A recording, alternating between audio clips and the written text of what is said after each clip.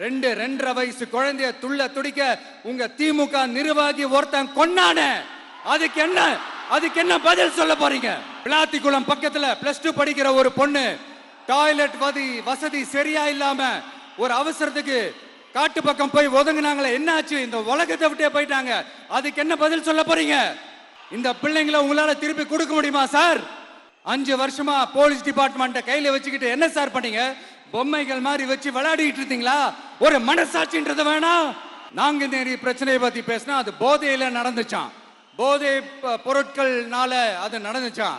பெரிய கண்டுபிடிப்பு எங்களுக்கு தெரியாது பாரு. அது எங்களுக்கும் தெரியும், உங்களுக்கும் தெரியும். கேள்வி அது இல்ல, அதை ஏன் தடுக்கலன்றதுதான் எங்களுடைய கேள்வி.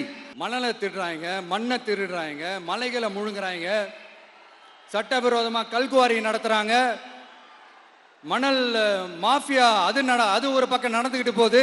இன்னொரு பக்கம் மினிஸ்டர்ஸ் கொள்ளையடிக்கிறாங்க, இன்னொரு பக்கம் குடும்பமா சேர்ந்து கொள்ளையடிக்கிறாங்க. டாஸ்மாக்ல ஊழல், நகராட்சி துறையில ஊழல், இப்படி ஊழல் ஆட்சி முழுக்க ஊழல்லே ஊறி போய் நாரி போய் கிடக்குது. எந்த மூஞ்ச வச்சுக்கிட்டு சார் வந்து ஓட்ட கேட்பீங்க?